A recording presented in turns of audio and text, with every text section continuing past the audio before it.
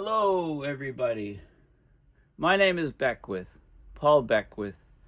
And if you didn't know, it's Shark Week. It's the 50th anniversary of Peter Benchley's Jaws. Came out to the theaters, I think, June 20th, 1975. So this summer is Jaws summer. I think you can probably go to your local movie theater this weekend and watch Jaws. It's it's appearing at many movie theaters across North America. What I'm going to talk about is a new paper that looks at how shark teeth are negatively affected by increasing ocean acidification and how this could become a problem as the oceans get more and more acidic. Okay, so there's lots of unusual sort of things that you wouldn't expect happening with abrupt climate system change. I've mentioned quite a few of them in the last week or so to do with the changing heat transfer systems on the planet, most notably the meridional overturning circulation system, where warm water travels across the surface and to the poles and gets saltier and heavier and sinks to the ocean floor, completing a whole cycle. This cycle transfers huge amounts of heat, of course. Not only that, it captures carbon, brings carbon to the deep ocean floor, brings oxygen to the deep ocean floor, and the upwelling parts, which are more distributed, they're not in such localized locations as the downwelling parts at the poles, they bring up nutrients for the ocean ecosystem. So the ocean ecosystems are under stress, of course, not just from that, but from increasing acidification. More and more CO2 being absorbed into the surface waters creates carbonic acid, lowering the pH of the ocean. So the oceans are, the acidity of the oceans was about 8.2, 8.3 on the pH scale, and it dropped about 0.15 to 0.2 pH units since we've been putting CO2 and other greenhouse gases in the atmosphere. So the oceans are 30% more acidic than they were just decades ago. So, and that's continuing to happen as the CO2 level rises in the atmosphere. It rises, the dissolved CO2 rises in the oceans. Okay, unlike solid particles, when the ocean warms, solid particles like salt, for example, can get dissolved at higher levels in a warmer ocean because the molecules are moving faster and they break up the solid particles more. They can dissolve more. But the opposite is the case with gases. So as the oceans warm, less gas can be absorbed. Okay, so these things are all happening, but let's talk about Shark Week. This particular video. So here's an article, Jaws Revival. Shark film returns to theaters for the 50th anniversary. This is in USA Today earlier this week. There's our hero, Jaws, about to swallow Quint, basically. Okay, I don't know if you remember this scene. So 50 years ago, Jaws made many moviegoers afraid to get into the water.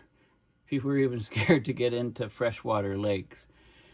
So this was a fear-inducing feat. It affected a lot of people. The movie's returning to theaters across the U.S., also Canada, for its 50th anniversary. So the thriller is based on the book by Peter Benchley. He's written a number of other great books, actually, as well, which I just love. One of them takes place in Bermuda, a thriller. So it also marked the rise of director Steven Spielberg, beginning of the idea of the summer blockbuster movie. So it was released on June 20th, 1975. It went on to become the first movie to make more than $100 million in U.S. box office receipts, according to the Guinness Book of World Records. Okay, so you can remember that music, the musical phrase dun dun dun dun dun dun dun dun dun dun dun dun, right? As the shark, as the woman goes into the water at the beginning of the movie, and we know there's a shark around. Okay, well, the movie's called Jaws. There's a shark involved. So the official big screen re-release of Jaws, it's today, Friday, August 29th to September 4th. Many theaters showing it last night. Okay, they're showing it on IMAX in all real 3D, 4D, D-Box theater. So if you've probably seen it, but go and see it in 3D or 4DX D-Box. Right, your seat will be shaking as the shark attacks. Few films have had the kind of enduring impact Jaws has had, says the president of distribution at Universal Pictures. It was a cultural event when it debuted in 1975. Its impact continues to resonate with every generation of moviegoers. Okay, so the stars, of course, were Roy Snyder, the Amity police chief, Richard Dreyfuss, the marine biologist. Robert Shaw was Captain Quint, the guy that got nailed by the shark. Oops, sorry, spoiler alert. Lorraine Gary, the chief's wife.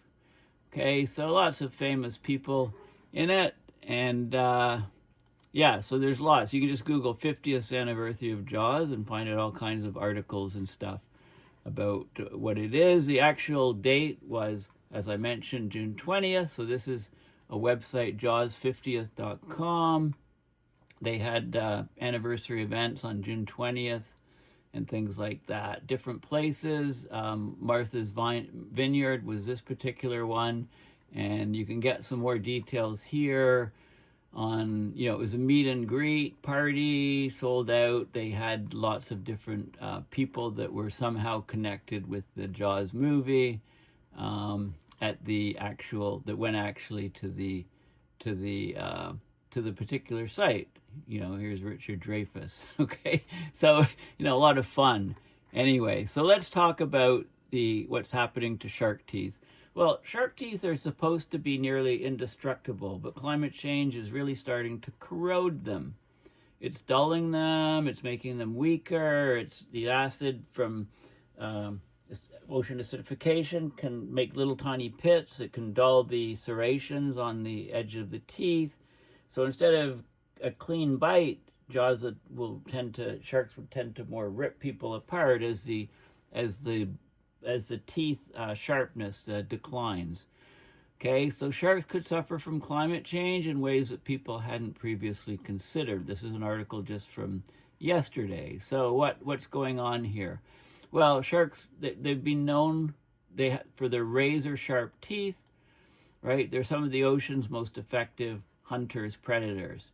But the new research from Germany found that ocean acidification, which is the drop in ocean pH caused by human-generated carbon dioxide being dissolved in the water, forming carbonic acid, not only does it affect things that are calcium-based, but also the teeth, which are phosphorus-based, can be weakened, making them more prone to damage and breakage. So this study was published in Frontiers in Marine Science, a peer-reviewed journal. They simulated acidified seawater on teeth they collected from blacktip reef sharks in a big tank in Germany. Even though the shark teeth are highly mineralized, they're very hard, very tough, built to cut through flesh, they're still vulnerable to the corrosive effects of more acidic oceans.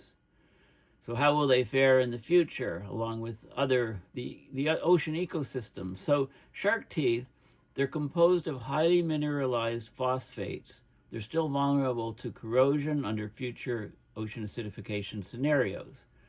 They're highly developed weapons built for cutting flesh, not resisting ocean acid. So they're very vulnerable to corrosion from ocean acidification.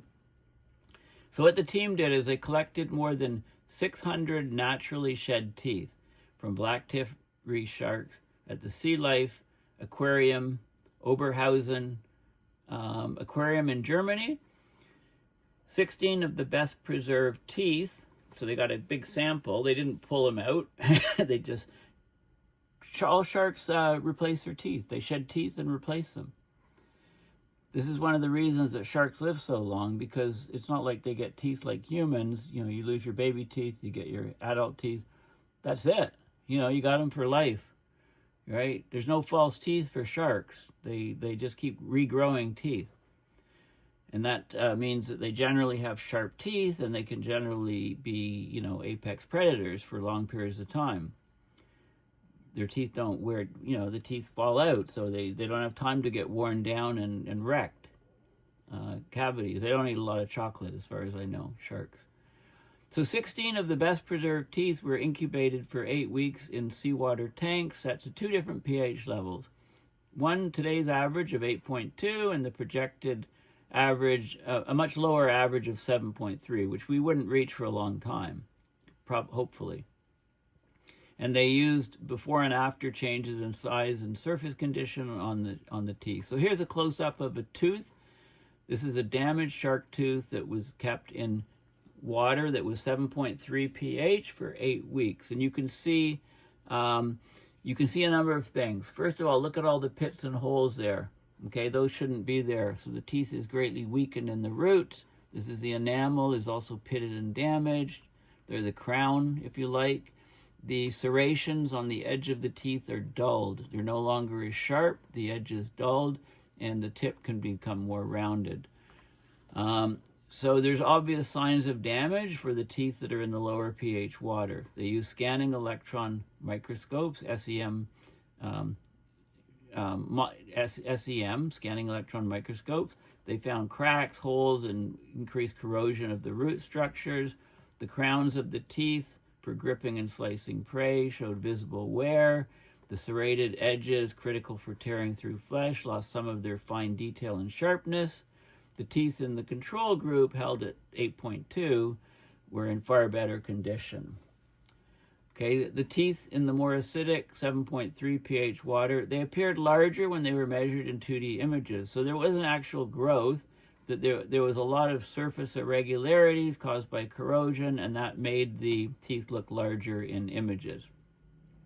So the rougher surfaces might seem like they could increase cutting efficiency, but they make teeth structurally weaker, more likely to break. So for sharks, teeth are everything, you can imagine.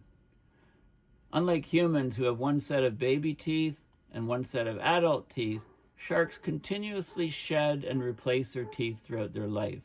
A single shark might go through thousands of teeth. Bet you didn't know that. If those teeth are weaker or more prone to breakage, it could reduce the efficiency of the feeding. Sharks face high energy demands, rely on their teeth to catch and process prey. So damage to these teeth can mean they burn more energy and gain less food. Okay, so that's the article. Even moderate drops in pH could affect the more sensitive species with slow tooth replication cycles, right? So maintaining ocean pH near the current average of 8.1 could be critical for sharks. And the scientists only looked at discarded non-living teeth. So the results purely reflect chemical corrosion. So if there are some biological processes that allow the shark to protect and repair its teeth, right, in live sharks, then that process is not being captured. So they could possibly remineralize damaged teeth or speed up tooth replacement. So if their teeth are degrading quickly from acidic conditions, maybe they'll eventually evolve to speed up the replacement of their teeth. Different sharks have different teeth replacement cycles. Okay, so anyway, even just microscopic damage to the teeth, it might pose serious problems to sharks and through food webs. I think the sharks probably need to worry more about the collapsing ocean circulation. Okay, less nutrients at the surface, less food for the shark. So this is another article, IFL Science, shark teeth are losing their bite as ocean acidification takes hold. So future remakes of Jaws might be a lot less scary if they reflect reality. Won't be a good thing. So here's the damaged tooth again with all the pitting and corrosion, and I'll show you the before and after in the paper itself. So, they point out here, sharks' capacity to grow new teeth, drop their old ones, is a key reason some of them live so long as individuals. They have collectively proven to be, survivors. This feature is extended to some of the largest apex predators the world has ever known, which produce some suitably enormous teeth. Okay, so there are some other species of megafauna in the past that could replace teeth. like the sharks do. So it's an evolutionary trait which allows the species to live a long time. Because imagine if sharks' teeth corroded and were dull and sharp, the shark would probably die, wouldn't be able to process the food. Okay, so despite all the changes sharks have seen in their long years, right? They're survivors. They've been on the planet forever, for eons. But their teeth are not prepared for human-generated greenhouse gas emissions, for CO2 going into the ocean and acidifying the water. Okay, this is, of course, it affects, it kills coral reefs, it stops many shell-forming creatures. It was thought that the shark teeth, being highly mineralized and phosphor-based, would be immune from ocean acidification, but that's what they thought before this study. But the ocean acidification is damaging the teeth visibly. This is a picture of one of these blacktip reef sharks at the Sea Life Oberhausen in Germany. So as the teeth drop out and are replaced, the scuba divers went in the tank, collected the discarded teeth, and put some of them in 8.2 pH water, other ones in 7.3, and for 8 weeks, and looked at the difference. There's a 1.5 million liter tank. They used smaller 20-liter tanks to put the teeth in to see what was happening. Okay, CO2 levels have varied a lot over the 450 million years since sharks evolved, but they've not been as high as they are today for at least 20 million years. So the levels tested, at 7.3 reached a peak some 200 million years ago, but sharks had plenty of time to evolve responses, and we've changed the pH in a couple hundred years, right? So this project started as a bachelor's project, an undergraduate project, grew into a peer-reviewed publication. Okay, so let's have a look. I've done enough preamble. This is the actual paper. So we'll just look at the results. So, they talk about, the abstract basically says, well, the changing ecological factors pose a challenge to many organisms, right? Global changes, associated environmental changes have major impacts on marine organisms, threaten the biodiversity of marine ecosystems. So, ocean acidification is caused by anthropogenic CO2 release into the atmosphere, and dissolution is dissolving in the seawater, and it significantly impacts marine organisms. So they looked at the corrosive effects from acidification on the morphology, how physically the shark teeth were changing. They were 8 weeks at a pH of 7.3, and compared to 8 weeks at 8.2, and they used scanning electron microscopes to look at the shark. So let's look at the pictures of the teeth. So this is basically the mouth. If you see this coming towards you in the water and there's something attached to it behind, a big fish, you want to swim away from it. This is so different, the anterior, lateral, posterior, rows of exposed teeth. This is a juvenile shark here. This is the actual tooth. So the apex here, these are the roots here. This is the crown. You might think the crown's over here, but no, the crown is attached to the root. It's a part that you can see. You might know that from your own dentist discussions. And then the cutting edges here, the serrated edges here, which become blunted by the ocean acidification. This is going inside, enamel here, orthodentine here, this material, and then pulp cavity. And then this is making up the root, this part. Okay, so let's have a look at the images here, the data. Okay, so this is no damage. Okay, so there are some pits and things here in this tooth. This is the root, this is the crown here. Then there's minor damage, okay? You can see what's happening here. It looks like it's the same tooth. This is before and after the 8 weeks, because you can see features that are common, right?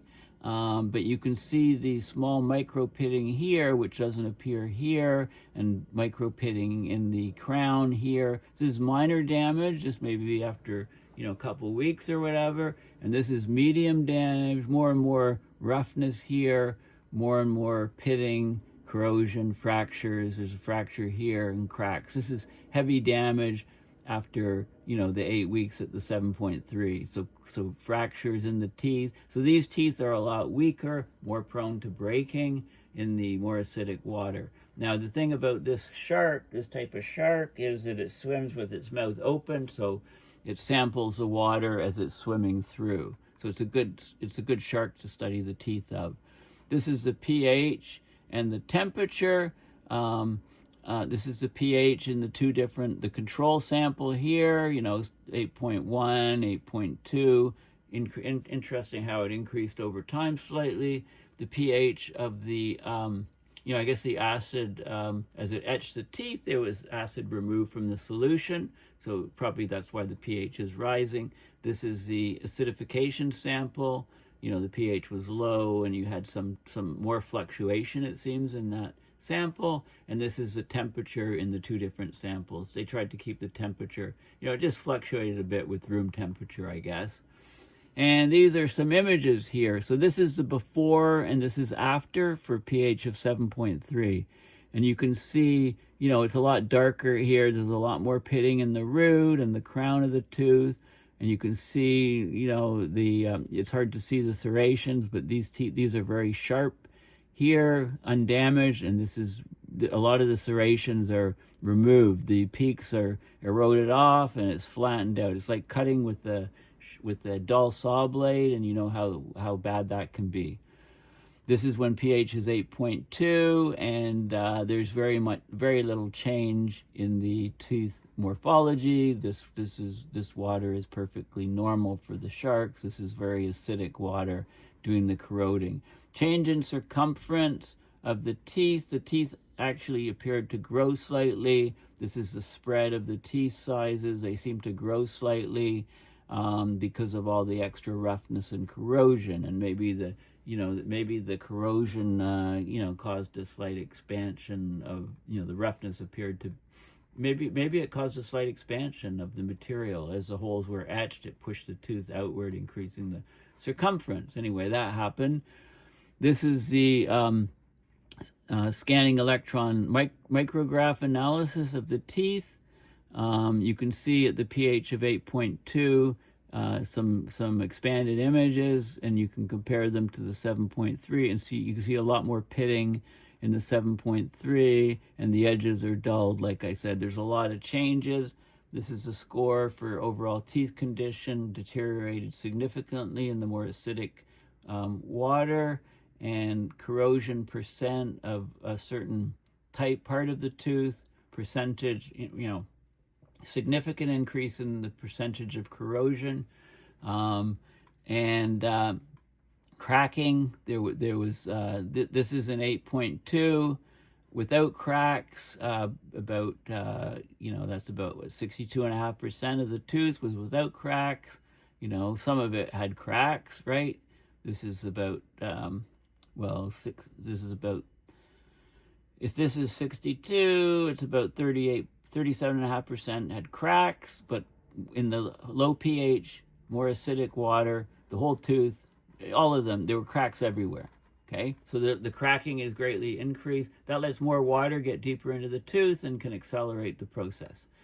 Okay, so basically, there's a lot. This could be a very big deal for sharks. You know, we thought that because of the material making up the tooth, highly mineralized phosphates, we thought they'd be immune to ocean acidification. But from this study, which started out as an undergraduate study for a bachelor's thesis in Germany, ended up going full-fledged into a peer-reviewed paper, and it was just released on August 27th. I don't think this is an accident. They worked on it hard to get it in Frontiers in Marine Science Journal, peer-reviewed paper, and they thought they could get more exposure by bringing it out during Shark Week, Jaws Week. Okay, so I'm trying to help them get more exposure with my video, right? So here we are, Jaws 50th anniversary, and those big massive teeth in the sharks, are being threatened by ocean acidification from climate change. So that's the connection that I wanted to make in this video. Thank you for listening. Please go to my website, paulbeckwith.net, and donate to PayPal to support my research and videos. Or, I also have a PayPal. The links are all in the description. And I've joined all kinds of social media groups. So I'm posting in my usual Twitter/X, Facebook, my personal page, couple different pages, some groups on that other people have set up for me on Facebook, LinkedIn, BlueSky, Tumblr, Threads, and Threads. Oh, TruthSocial. I got an account on TruthSocial. I'm posting my videos on TruthSocial now. For now, we'll see how that goes. And Substack as well. And so if I'm missing anyone, I'm not going to put all the links to me. Basically, if you go to any of these social media sites and just, search for Paul Beckwith, no spaces, that's usually my handle for all of these other social media sites.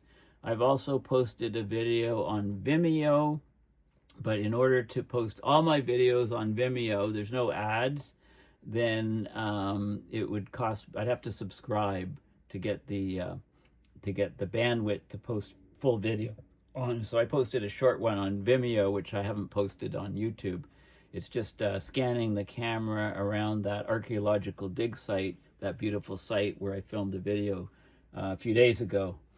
So so it's, please check out, find me if you're on some of these social media sites. Find me, or in the comments, if you're on something and you can't find me, let me know in the comments and I'll point you to the exact link, or I'll join the social media that you're pointing me to and start posting there. I think I'll start doing TikTok. When I do a video, I'll do like a 1 or 2 minute thing, whatever I can do time limit wise on TikTok, and also video shorts and stuff like that. I'm trying all of these different things. So the most important thing you can do, if you're not able to provide some financial support or funding on any of these sites like Patreon or PayPal, you're a great help if you can actually share and convince other people to subscribe to my YouTube video channel, because the more people we can get this message out to, the greater. Anyway, time to stop preaching, and I got a hot coffee waiting, and I got a very anxious dog who not anxious, but he's chomping at the bit to go on a long walk. So so I'm signing out now. Thanks for listening. Watch Jaws this weekend if you can, to support Shark Week. And when you're watching Jaws, look at those gorgeous teeth of the shark, and these images here. And these teeth are, with ocean acidification, these teeth are not as sharp as they were before.